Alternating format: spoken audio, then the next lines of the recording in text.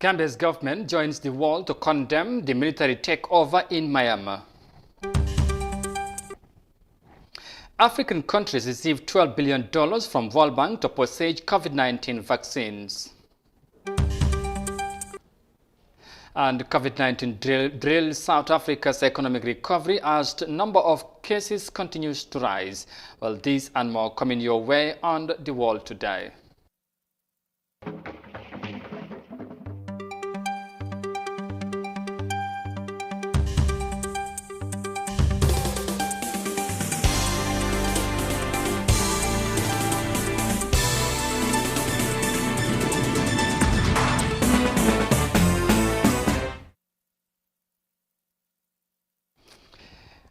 Hello, you are watching the World Today News Bulletin. I am Amadou Kante. Welcome to the news edition, that is the World Today News edition, and we begin with a statement from the Gambia government. Now, following the recent military takeover in Myanmar, the Gambia government has joined the rest of the international community to express its concern over the worrisome political development in the country that led to the arrest of so many civilian leaders and calls for their immediate release and respect for democracy norms and processes, according to a statement from the Office of the Government spokesperson. The Gambia government said it is particularly concerned about the welfare of the Rohingya minority group, whose protection from genocide is what it has been seeking in the International Court of Justice. The statement added, the Gambia government also said it is gravely concerned that the same military leadership that marginalized the Rohingya has now seized full control of the Myanmar government, and they may launch another so-called clearance operation to rid the country of the approximately 600,000 Rohingya who survived the last round of human rights violations. Meanwhile, it reminds Myanmar's leaders that the court's provisional measures ordered in January 2020 are binding on Myanmar and are demanding that the military officials who have seized power abide by the court's orders and Myanmar's international obligations. And from that statement there from the Gambia government, we move on because the World Bank has dispensed $12 billion to several African countries, including DR Congo, to purchase COVID-19 vaccines. Like many other countries, DRC is relying on COVAX, a global initiative that seeks to achieve an equal distribution of vaccines. Developed countries have already bought more than half of the COVID-19 vaccines. Here are more details of that in this report. The World Bank Group president announced the availability of $12 billion for African countries to purchase COVID-19 vaccines at a virtual meeting. The funds will be given as grants or low-cost loans to Ghana, Ethiopia, Niger, Mozambique, Cape Verde, Eswatini, Tunisia, and the Democratic Republic of Congo. The bank has urged other African countries that have not yet requested for its support to do so. The DRC, like many African countries, is depending on COVAX, a global initiative that seeks to ensure equitable access to the vaccines. I think the country expressed its interest to be part of the COVAX that is supported by WHO, and to make sure that the country will also get the vaccine and make sure that we can, using this vaccine, vaccinate around 20% of the population. But this is still in a process, and we don't know exactly when the vaccine can get in country. I heard that probably around April, May or June, but we don't know exactly when we will get the vaccine, and we still don't know which vaccine we will choose. The bank's support to African countries comes as wealthy nations have already purchased more than half of the doses of leading COVID-19 vaccines. The World Health Organization has urged rich countries to stop hoarding vaccine supplies and start supporting poorer countries to access them. According to the Africa Centers for Disease Control, the cost of vaccinating 60% of Africa's 1.3 billion people would be between $10 and $15 billion. The World Bank dispense $12 billion to several African countries to buy COVID-19 vaccines. From the report there in DRC, we come back home and report on matters of the ongoing public hearings of the TRC because Demba Sow, former Director of National Security at the National Intelligence Agency, NIA, on Wednesday appeared before the Truth Commission to testify on his role as a member of the panel that investigates the March 2006 alleged coup led by Ndur Cham. Well, Sow said the panel consists of various officers, including the police, paramilitary, and the National Intelligence Agency. The CISE has the rest of that story, his testimony rather, in this story. The former Director of Internal Security at the National Intelligence Agency, Demba Sow, was part of an investigative panel instituted in 2006 to interrogate alleged coups against the government led by Colonel Ndur Cham. About 70 civilians and members of the Gambia Armed Forces were unlawfully arrested for their alleged involvement in the March 2006 failed coup. Several journalists and editors were also unlawfully detained for many weeks. So the Assistant Inspector General of Police explained the mode of operations during their panel's investigation. So we were ushered into a room upstairs, which was supposed to be the venue for the panel. It's an open room, I think it's a conference room, and we have chairs put up around a table, a conference table. For the panel members to occupy. And in front of that same table, there was an executive chair meant for the suspects. Suspects of the coup who appeared before the Third Commission, including Bunja Dabo, said they were forced to write a statement and sign it. Some were even reported to have been unlawfully beaten and brutalized before they were brought before the panel for interrogation, which was confirmed by the witness.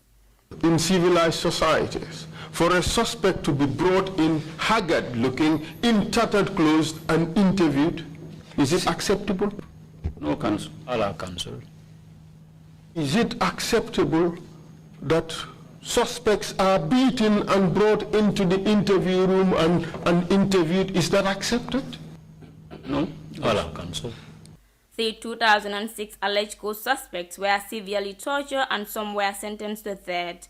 The alleged coup was planned on March 21, 2006, the day the ex-president Yahya Jammeh should return from Mauritania. Demba Sow, a native of Kampasa in Fonyi Jaro district, joined the Gambia police force in 1985. Upon his passing out in 1986, he worked at the police headquarters in Banjul and later moved to NIA in 1995 at the Serious Crime Unit. For iAfrica News, I am Daisy.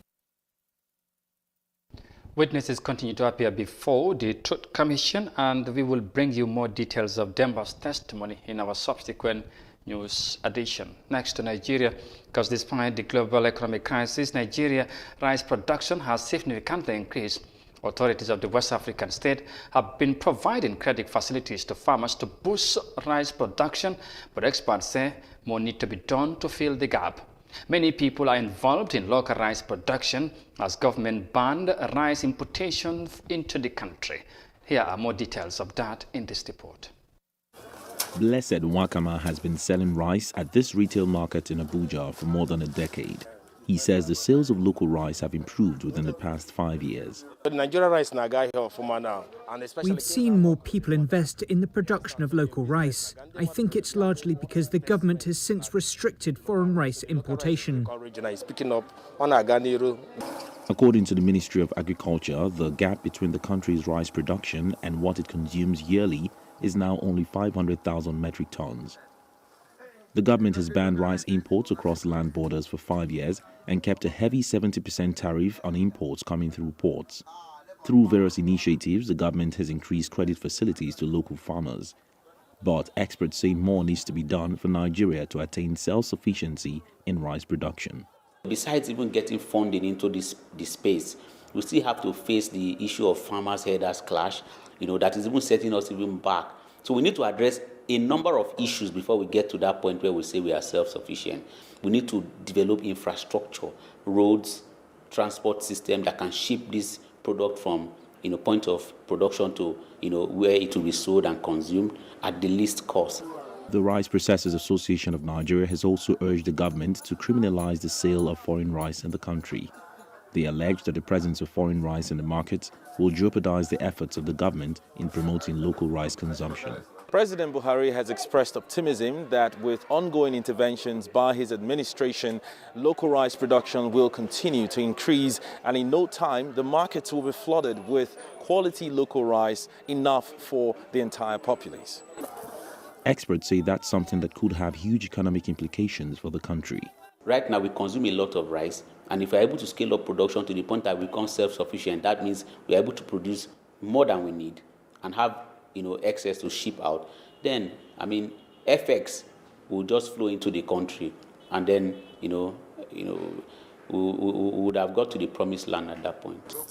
And if Nigeria gets to that point, rice dealers like Blessed could make better sales of local rice and even export some to customers in other parts of the world.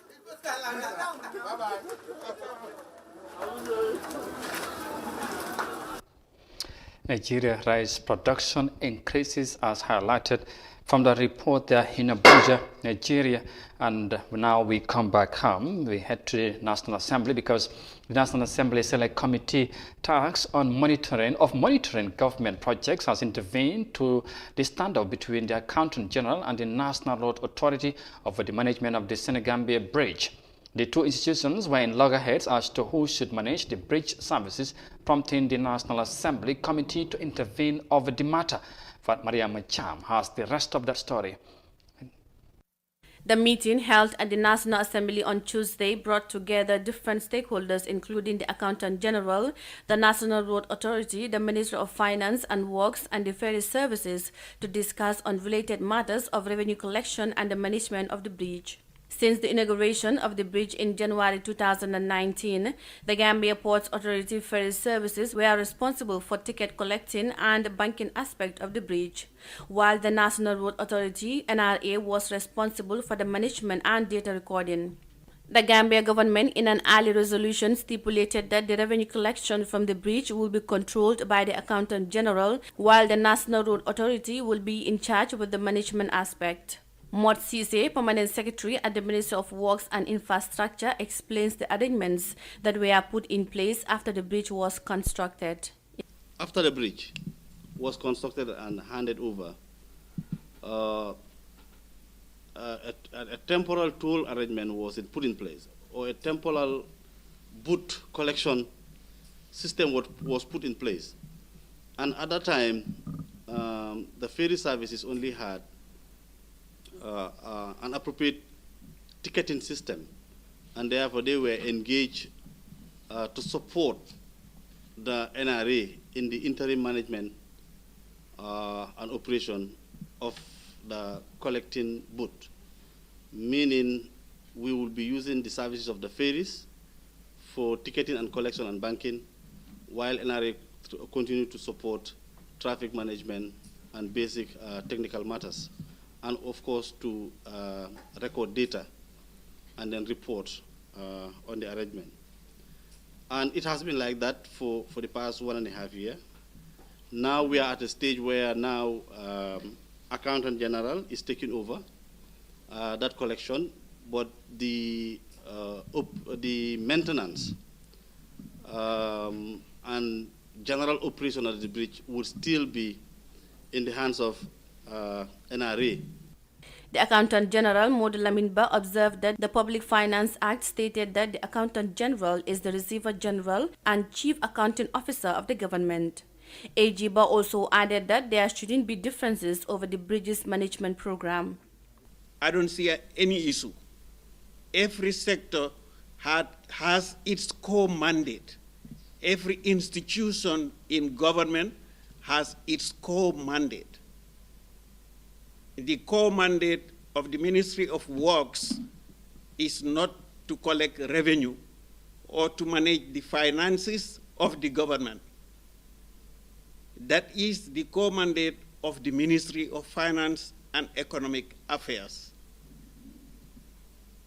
So as far as revenue is concerned, it is the mandate of the Ministry of Finance.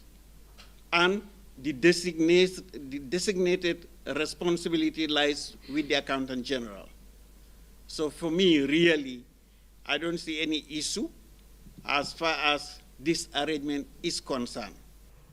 However, the majority leader of the National Assembly raised concerns about the fate of the staff between NRA and the ferries. In response, Abdoulaye Jallow, Permanent Secretary at the Ministry of Finance, said the employment status of staff at the bridge is not finalized, as he explains. As the staff of the ferries of concern, the employment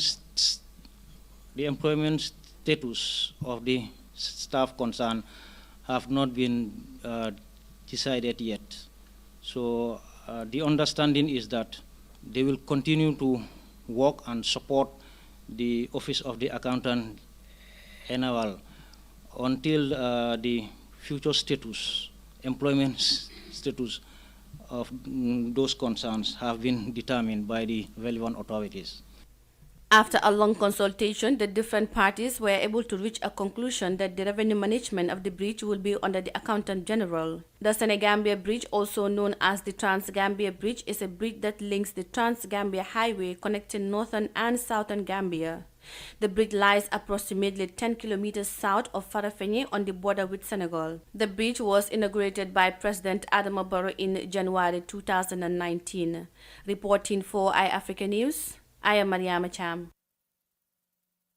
And from the report there by Mariama Cham on matters of the National Assembly, we will now take a break and come back shortly with the remaining of the story. Stay with us, we'll be right back. The pride we take in our brand, the work we put into constantly change the landscape and elevate real estate in the Gambia, it's compared to none. From inception, our goal was to add value to the beautiful Gambian landscape. That's why we are proud innovators of community estates. Kololi Sands is an exceptional piece of work, tailored for ultimate convenience and luxury, to bring you an element of finesse that is rare but unique in its own. This is also our pride and joy, and we welcome you to the exquisite beauty right here in Kololi and right here on the waterfront. Kololi Sands, feel the ocean breeze at your doorstep.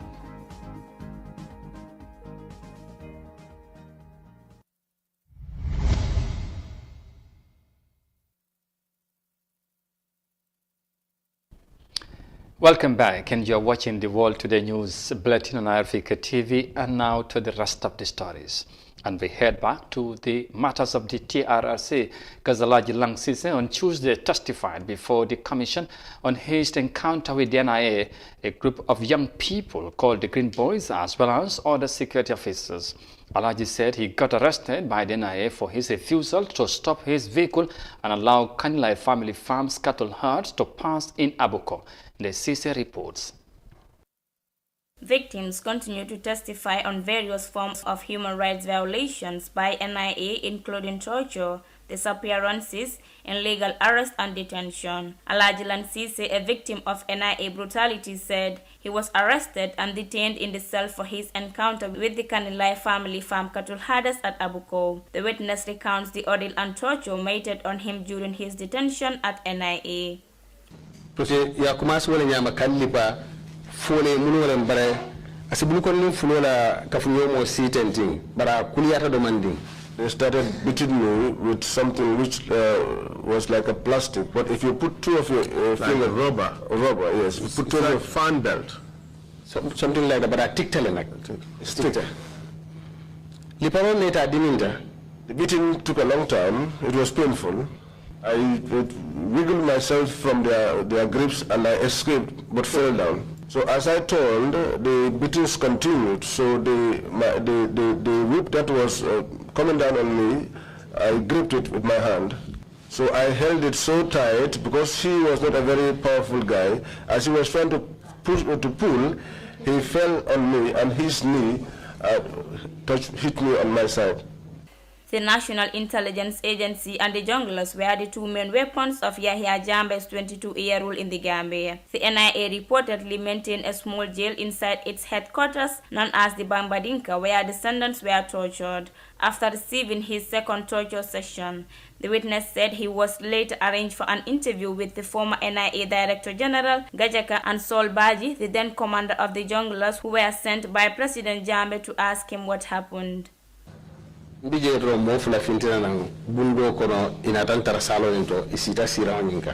there after some time. Two individuals came from inside and sat there with me. If I introduce, yes, please go ahead. If I introduce Nyeko Doka Tomo Sol Bajileti about a state house, state guard commander. They introduced themselves. One said he was Sol Baji from the state house. Doka Tomo Atobotan Konale and Akondomo Gajagaleti. The other one, I've forgotten his name, but the same name NIA director at the state house. But his name is Gajaga, and he was the NIA director at the state house. He said that Yaya sent them to come to me to ask me what happened. He took a recorder, put it on, and put it in between us. Alaji Lansise was born in Badibusalikini in 1969 and has gone to many parts of the world during his course as a nurse. Following his subsequent arrest and detention, the witness was later prosecuted at the magistrate court, where he was charged with threatened violence, in which he was fined with $1,000 or 1 month prison term. After his release, the witness went into exile for 6 years and returned after a change of government in 2017. For iAfrica News, I am Daisy. And from the report there by Ndesize on the ongoing public hearings of the TRRC, finally to South Africa now.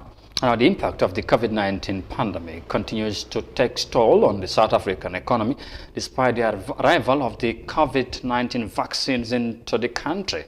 The arrival of the vaccines has been welcome, but many industries are brought to their knees due to the impact of the COVID-19 pandemic. Experts have expressed concern as to many people are hesitant to accept the vaccines, and of course, as the country battles against the second wave. Let's have more details of that in this report. Some of the uncertainty around the procurement of vaccines has been dealt with the announcement of several deals signed with vaccine producers. But there is a broader challenge that's raised its head: vaccine hesitancy, people not wanting to be vaccinated. I think we need to do a bunch of things which are quite challenging. We need an education program. We need to procure a whole bunch of supplies in addition to vaccines, so things like syringes and the like, personal protective equipment.